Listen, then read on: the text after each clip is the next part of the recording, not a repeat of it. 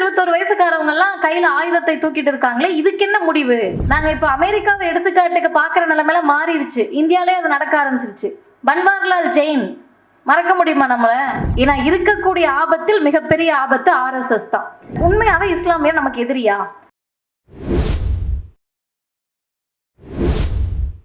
அனைவருக்கும் என்னுடைய வணக்கம்.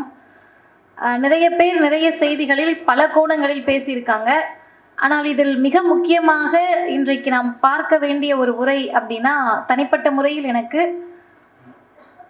ஜேர்னலிஸ்ட் மேக்பீஸ் அவர்கள் பேசியது தான் மிக முக்கியமான உரையாக நான் பார்க்குறேன். காரணம் என்னென்னா, நம்ம எல்லாருமே இந்த விஷயத்தில் ஒரு ஸ்பெக்டேட்டர்ஸாக தான் இருக்கோம். பார்வையாளர்களாக இருந்து பார்த்து அந்த வழியை உணர்ந்து பேசக்கூடியவர்கள் தான் இந்த அரங்கத்தில் இருக்கோம். ஆனால் அவங்க ஒரு சொந்த மாநிலத்தில் எங்கள் மாநிலம் இப்படி தாங்க இருக்குது, இதுதான் எங்களுடைய நிலைமை அப்படின்றத ரொம்ப தெளிவாக பேசினாங்க.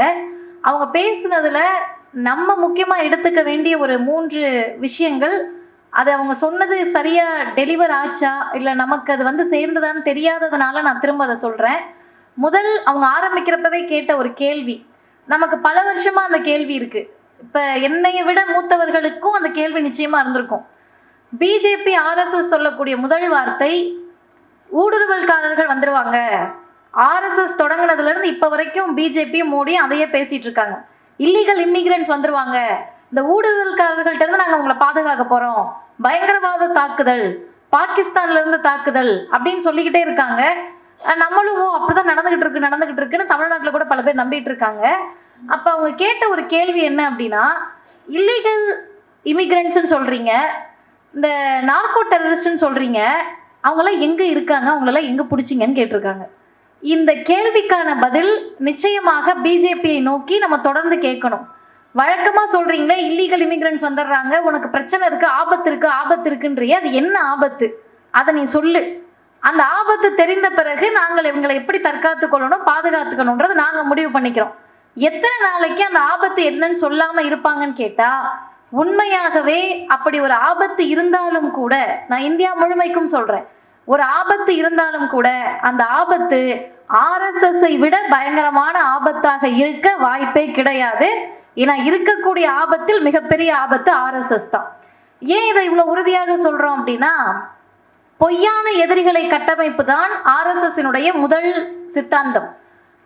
நேரில் ஒன்றுமே இருக்காது, ஆனால் இவங்க ஃபால்ஸ் எனிமீஸை கிரியேட் பண்ணிகிட்டே இருப்பாங்க. இப்போ ஒன்றும் இல்லை, நார்மலாக நீங்கள் ஒரு 10 வருஷத்துக்கு முன்னாடி இருந்த, நான் இந்த ஹாலில் இருக்க என்னையும் சேர்த்தே கூட நம்ம சொல்லலாம், தமிழ்நாட்டில் நம்ம ஒரு முற்போக்கான மாநிலமாக இருக்கோம். இங்கே எல்லா பிரச்சனைகளுக்கும் குரல் கொடுக்கக்கூடிய மாநிலமாக இருக்கக்கூடிய தமிழ்நாட்டிலேயே ஒரு 10-15 வருஷத்துக்கு முன்னாடி நம்முடைய மனதில் இருந்த சிந்தனைக்கும் இப்போ இருக்கக்கூடிய சிந்தனைக்கும் மிகப்பெரிய மாற்றம் இருக்குது. அது என்ன மாற்றம்னு கேட்டால், மனிதத்தன்மையற்றவர்களாக நம்மை அறியாமலே நம்ம மாறிக்கிட்டு இருக்கோம். குரூரங்களையும் கொடூரங்களையும் ரொம்ப எளிமையாக ஏற்றுக்கக்கூடிய மனது ரொம்ப அசால்ட்டாக வந்துருச்சு. எப்படி அதை நான் ரொம்ப தீர்க்கமாக உறுதியாக சொல்கிறேன்னா, இஸ்லாமியர்களை பார்த்தால் நமக்கு நம்ம திரும்ப திரும்ப சொல்கிறோம், இஸ்லாமியர்கள் நம்மவர்கள், இஸ்லாமியர்கள் நம்ம சகோதரர்கள், இதை சொல்லி தான் தெரியணுமா ஒரு சமூகத்துக்கு? நம்மை சொல்ல வேண்டிய நெருக்கடிக்கு RSS பிஜேபி ஆளாக்கியிருக்குன்னு சொன்னால், நீங்கள் யாராவது ஒருத்தராவது கண்டிப்பாக அதை கிராஸ் பண்ணி வந்திருப்பீங்க.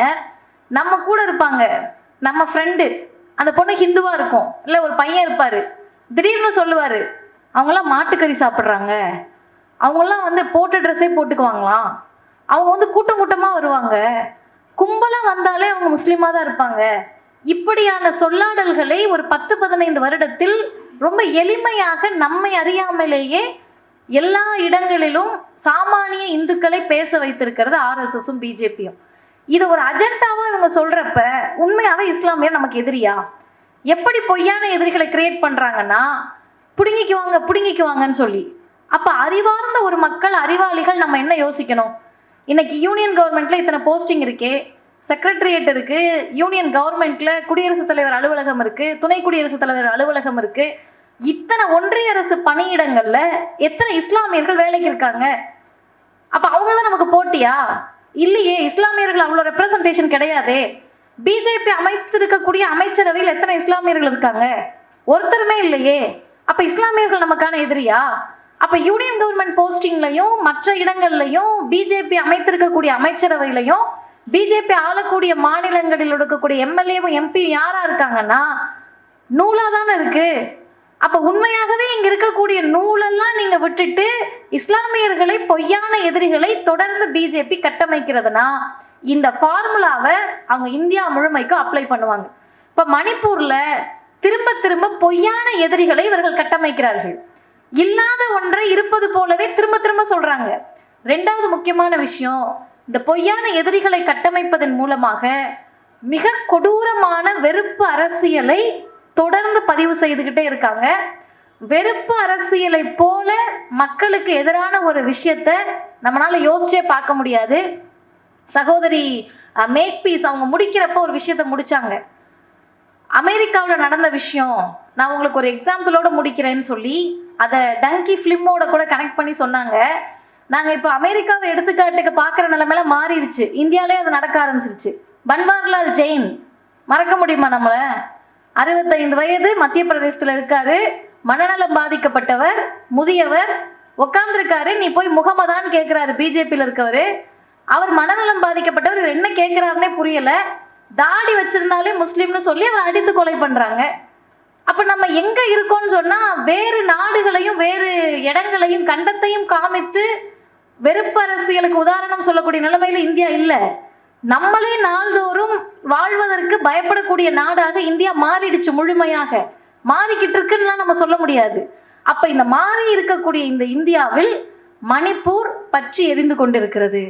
அந்த மணிப்பூரில் நான் 3 செய்தி சொன்னேன், அவங்க சொன்னதுல முக்கியம்னு. 3வது மிக முக்கியமான செய்தி நான் தோழர் கிரீஷ்மா அவர்கள் கிட்ட கூட இப்ப வெளியே பார்க்குறப்ப கூட சொன்னேன். இதை கொஞ்சம் நம்ம ஆழமாக நம்மளோட கனெக்ட் பண்ணி பார்த்தா தான் புரியும்னு நான் நினைக்கிறேன். ஏன்னா எல்லா செய்திகளையும் சித்தாந்தமாகவும் அரசியலாகவும் சமூக புரிதலோடு பார்ப்பதை எவ்வளவு சரியோ அதே அளவிற்கு நமக்கு பக்கத்தில் உட்கார வச்சு நமக்கு நெருக்கமாக கொஞ்சம் உருக்கமாக நினைக்க வேண்டிய செய்தி அது. அவங்க அதை சொல்கிறப்ப அவங்களுக்கு அழுக வந்தது. நாங்கள் சொந்த நாட்டில் அகதிகளாக்கப்படுவோம்ன்றது நடந்துக்கிட்டு இருக்கு. ஆனால் அதை தாண்டி அவங்க சொன்னாங்க, இந்த தேர்தலுக்கு பிறகு இன்னைக்கு 60,000 பேர் புலம்பெயர்ந்து இருக்கிறார்கள். இந்தியாவுக்குள்ளேயே வேற வேற இடத்துல இருக்காங்க. இந்த அகதிகளாக எங்களுடைய நிலைமை என்னவாக இருக்கும்? ஏத்துப்பீங்களா நீங்க முதல்ல எங்களை? அந்த கேள்வி மிக ஆழமானது. என்னதான் வளர்ந்த மாநிலமாக இருந்தாலும், சமூக புரிதல் இருக்கக்கூடிய மாநிலமாக இருந்தாலும், பொருளாதாரத்தில் வளர்ந்த மாநிலமாக இருந்தாலும், ரெஃப்யூஜி அப்படின்ற ஒரு டேர்முக்கு என்ன விளக்கம்னே நம்ம சொல்லி புரிய வைக்க வேண்டியது இருக்கு. அவர்கள் மனிதர்கள் அப்படின்ற புரிதலே இங்க கிடையாது. 6 மாத குழந்தை இறக்குது அப்படின்றத அவங்க சொல்றாங்க. அதை சொல்லுகிற போது நம் மனநிலை இன்னைக்கு எப்படி ஆயிடுச்சுன்னா, 3 வயசு குழந்தைய பாலியல் வன்கொடுமை பண்ணி சாகடிக்கிறத பார்த்து பார்த்து நம்ம பழகிட்டோம். அதனால இனி ஒரு குழந்தைக்கு புதுச்சேரியில 9 வயசு பிள்ளைய பாலியல் வன்கொடுமை பண்ணி கொலை பண்றாங்க. அந்த உடலை பார்த்து பார்த்து நமக்கு பழக்கப்படுத்திக்கிட்டு இருக்காங்க. இது ஒரு ஆபத்தான மனநிலை. மரணங்களை பார்த்தும், கொடுமைகளை பார்த்தும், கொடூரங்களை பார்த்தும், கலவரங்களை பார்த்தும், இரத்தத்தை பார்த்தும் பிஜேபி நம்மை பழக்கப்படுத்தி கொண்டிருக்கிறது. இது நாளைக்கு எங்க முடியும்னு கேட்டா, மனிதர்களுக்கு எதிராக நடக்கக்கூடிய எந்த வன்முறையுமே நம்மளை அலட்டவே செய்யாது, நம்மளை பாதிக்கவே செய்யாது. அந்த நிலைமைக்கு RSS நம்மை நிறுத்தும். இப்ப இன்னொரு கேள்விக்கும் அவங்களே சொன்னாங்க, இதை ஆரம்பித்தது பிஜேபி என்று நான் சொல்லவில்லை. அந்த பாயிண்ட் நமக்கு கேட்டுச்சு. ஆனா அதை விட முக்கியமா அவங்க ஒண்ணு சொன்னாங்க, இப்போது நடந்து கொண்டிருக்கக்கூடிய பிரச்சனைக்கு மிக முக்கியமான காரணம் RSS, அதனுடைய ஹிந்துத்துவ ஐடியாலஜி. இதுக்கு ஒரு அல் ஜசீரா அது வெளியிட்டிருக்கக்கூடிய செய்தி நிறுவனம் வெளியிட்டிருக்கக்கூடிய மிக முக்கியமான ஒரு 2 செய்திகளை மட்டும் சொல்லி நான் நிறைவு செய்கிறேன். இதில் நிறைய பேர் நம்ம கிட்ட கேட்குறாங்க, எது நடந்தாலும் RSS பிஜேபி தான் காரணமா? இந்தியாவில் என்ன கலவரம் நடந்தாலும் RSS தான் காரணமானு ஆதாரத்தோடு சொல்ல வேண்டிய கடமை நமக்கு இருக்கு. ஒரு போலரைசேஷனை நடத்தி மணிப்பூர்ல மியான்மர்ல இருந்து வந்துட்டாங்க, ஊடுருவிட்டாங்க, கஞ்சா வியாபாரம் பண்றாங்க, போதைப் பொருள் வந்துருச்சு, பாப்பி லீவ்ஸ் எல்லாம் வளர்க்க ஆரம்பிச்சிட்டாங்கன்னு யாரு சொல்றா? சாமானிய மனிதர் சொல்லலாம், ஒரு குக்கி இனத்துல இருக்க ஒருத்தவங்க சொல்லலாம், மெய்தி இனத்துல இருக்கவங்க ஒருத்தவங்க சொல்லலாம். சீஃப் மினிஸ்டர் சொல்லிக்கிட்டே இருக்கார் அந்த விஷயத்த. மணிப்பூரினுடைய முதலமைச்சர் மீண்டும் மீண்டும் அதை சொல்லிக்கொண்டே இருக்கிறார். கலவரத்தை தூண்டுவதற்கு முன்பும் சொன்னார். 7 நாட்களுக்கு முன்னாடி ஆங்கில பத்திரிகைக்கு பேட்டி கொடுத்திருக்காரு. அந்த பேட்டியிலே அதையே சொல்றாரு. நாங்கள் வந்து இதை கண்ட்ரோல் பண்ணிக்கிட்டு இருக்கோம், இதை கண்ட்ரோல் பண்ண முடியும்னு எங்களுக்கு தெரியல, அவருக்கே தெரியலையா, யாருங்க இந்த பிரச்சனைக்கு காரணம்னு அந்த செய்தியாளர் கேள்வி கேட்குறாங்க. நிச்சயமாக இது மியான்மரிலிருந்து வந்திருக்கக்கூடிய போதைப் பொருள் வியாபாரம் செய்கிறவங்க தான் இதுக்கு காரணம். சரி, காரணம் தானே, அவங்க தான் உனக்கு தெரியும்ல, இதை தடுப்பதற்கு என்ன நடவடிக்கை எடுத்தீங்க அப்படின்றது தானே அடுத்த கேள்வியாக இருக்கணும்.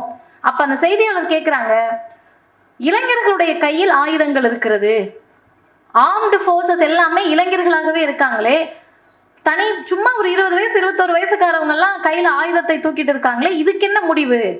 இது யார் கையில் அதிகமா இருக்குன்னா சமவெளியில் இருக்கக்கூடியவர்கள் கையில அதிகமாக இருக்கிறது, இதுக்கு என்ன முடிவுன்னு கேட்குறாங்க. அதற்கு மணிப்பூரினுடைய முதலமைச்சர், அந்த பிஜேபி நபர் ரொம்ப ஆழமா ஒரு பதில் சொல்றாரு. என்னைக்கு இந்த பிரச்சனை, இந்த கலவரம் முடிவுக்கு வருதோ, என்னைக்கு நார்மலான நிலைமை திரும்புதோ, அன்னைக்கு அவங்க கையில எல்லாம் ஆயுதம் இருக்காது. இப்போ இவர் சொல்லக்கூடிய செய்தி என்ன? இவர்களுக்கு எதிராக இருக்கக்கூடிய குக்கி இன மக்களையோ அல்லது சொந்த இன மக்களையும் கொள்வதற்கு அவர்கள் தயாராக தான் இருப்பாங்க. அந்த ஆபத்தை தான் நம்ம புரிஞ்சுக்கணும். ஆர்எஸ்எஸ் வந்து நம்மளை எப்படி வளர்த்து எடுப்பாங்கன்னு சொன்னா, இஸ்லாமியர் எதிரினா இஸ்லாமியரை கொலை செய்ய மட்டும் ஆர்எஸ்எஸ் பழக்கப்படுத்தாது, உங்க பக்கத்துல நிக்கிறவங்களையும் சேர்த்து சாகடிப்பதற்கு தான் ஆர்எஸ்எஸ் பழக்கம். அப்ப நாளைக்கு அந்த சமவெளியில் இருக்கக்கூடிய மெய்தியின ஆண்கள் கையில் இருக்கக்கூடிய ஆயுதங்கள் குக்கி இன பெண்களையும் குக்கி இன ஆண்களை நோக்கி மட்டும் பாயாது, மெய்தி இனத்தவரையும் சேர்த்து பாதிக்கும். அதையும் அவங்க அழகா சொன்னாங்க. குக்கி இனத்தவர் மட்டும் பாதிக்கப்படலங்க, மெய்தி இனத்துல இருக்கவங்களும் செத்துக்கிட்டு இருக்காங்க. அதுதான் பிஜேபிக்கு வேணும், அதுதான் ஆர்எஸ்எஸ்க்கு வேணும். கலவரத்தை தூண்டக்கூடிய 2 பக்கமும் செத்துட்டு மடியணும், இவர்கள் வாழ்ந்து கொண்டே இருப்பார்கள்.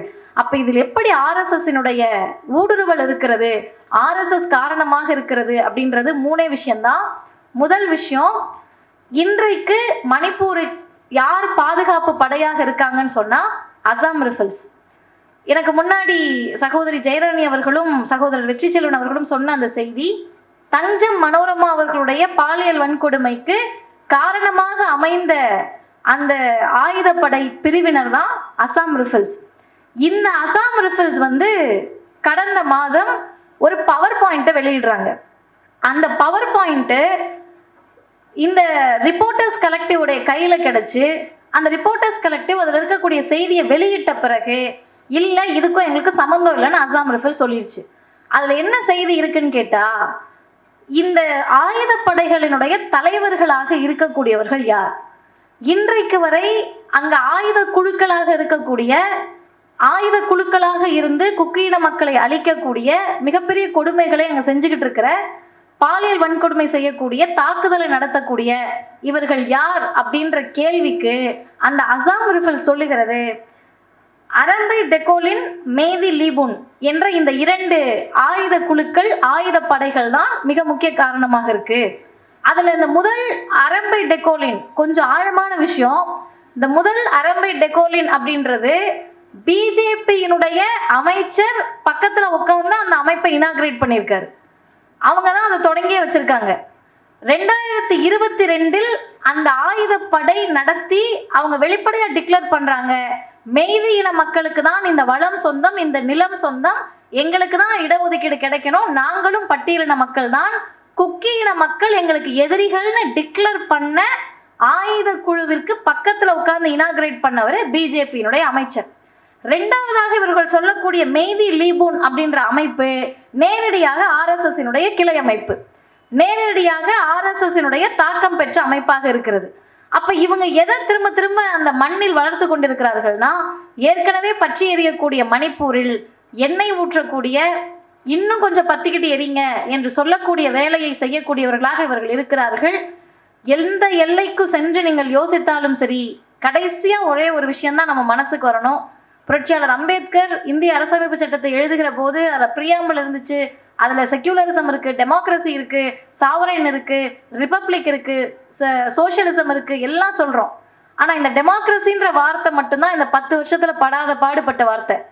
ஜனநாயகம் என்பதை மீண்டும் மீண்டும் பிஜேபி அழிக்க துடிக்கிறதுன்னு நம்ம சொல்றோமே தவிர, அந்த ஜனநாயகத்தை நம்ம என்னவா நினைச்சுக்கிட்டு இருக்கோம்னா, ஓட்டு போட்டு ஒருத்தர் தேர்ந்தெடுக்கிறதா நினைச்சிட்டு இருக்கோம். மக்களால் மக்கள் தேர்ந்தெடுக்கக்கூடியவங்கன்னு. அது அரசியல் ஜனநாயகம். Political democracy is different from social democracy. Social டெமோக்ரஸியை பற்றி அம்பேத்கர் சொல்றப்ப ஒரே வார்த்தையில சொல்றாரு, நீங்க ரொம்ப யோசிக்காதீங்க, கூடி வாழ்தல் தான் அசோசியேட்டட் லிவிங் தான் சோஷியல் டெமோக்ரஸி. கூடி வாழ்தல் அப்படின்றது என்னோட ஒரு மனிதர் உட்கார்ந்துருக்கப்ப, என் பக்கத்தில் உட்கார்ந்துருக்கப்ப, அவங்க என்ன ஜாதி, அவங்க என்ன மதம், அவங்க என்ன இனம், அவங்க என்ன நிறத்தில் இருக்காங்க, அவங்க ஏழையா பணக்காரரா, எந்த சிந்தனையும் இல்லாமல் ஒரு மனிதரோடு என்னால் பேச முடியுதா, ஒரு மனிதரோடு என்னால் பயணிக்க முடியுதா, அதுதான் சமூக ஜனநாயகமாக இருக்க முடியும். ஆனால் இன்றைக்கு இந்தியா முழுமைக்கும், குறிப்பாக மணிப்பூரில் பக்கத்தில் இருக்கவங்க, எதிர்த்துல இருக்கவங்க, அவங்க என்ன மதம், அவங்க என்ன இனம், அவர்கள் என்ன ஜாதி என்று நினைக்கக்கூடிய முறையில் RSS பிஜேபி இந்தியா முழுவதையும் மாற்றி இருக்கிறது. இது மணிப்பூருக்கான பிரச்சனை மட்டுமல்ல. நிறைய பேர் பேசுறப்ப கேட்டாங்க, இந்த பிரச்சனை உழுக்கவே இல்லை, 2 பெண்களை பாலியல் வன்கொடுமை பண்ணி நிர்வாணமாக்கி ரோட்ல தரத்தரன்னு இழுத்துட்டு வராங்க, பாதிக்கவே இல்லையே அப்படின்னு சொல்லி. 10 வருஷத்துக்கு முன்னாடி நடந்திருந்துச்சுன்னா இந்தியா முழுமைக்கும் இது பெரிய போராட்டமா இருந்திருக்கும். இந்தியா முழுமைக்கும் இதுதான் பேசுபொருளா இருந்திருக்கும். இந்தியா முழுமைக்கும் இதை தான் நம்ம டெய்லியும் பேசிட்டு இருந்திருப்போம். மெயின் ஸ்ட்ரீம் மீடியாவில் இதான் டாப்பிக்கா இருந்திருக்கும். மெயின் ஸ்ட்ரீம் மீடியாவில் இருக்கிற யாராவது ஒரு நல்லவர்கள் இதை தலைப்பு செய்தியா எடுக்கணும்னு நினைச்சாலும் எடுக்க முடியாத அளவிற்கு பிஜேபி எல்லா இடத்திலும் நீக்கமர நிறைந்திருக்கிறது.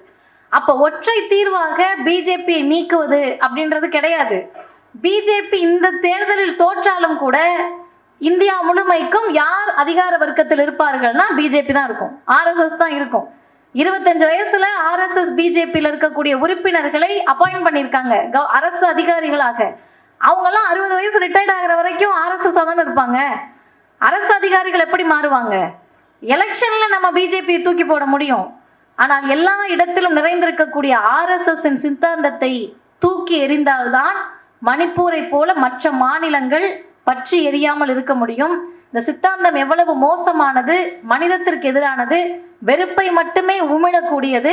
அந்த வெறுப்பு ஒரு நாள் நம்மையும் சேர்த்து கொள்ளும் என்பதை தொடர்ந்து பேச வேண்டிய கட்டாயம் இருக்கிறது.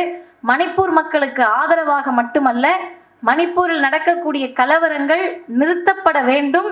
அது அரச பயங்கரவாதமாக தான் நடக்கிறது, மாநில பிஜேபி அரசினுடைய ஒப்புதலோடு நடக்கிறது என்பதை நாம் மக்களிடத்தில் கொண்டு போய் சேர்ப்பதற்கான வாய்ப்பை இந்த இடம் வழங்கியிருக்கிறது. இதோடு நிற்காமல் தொடர்ந்து இது பேசப்பட வேண்டும். நன்றி, வணக்கம்.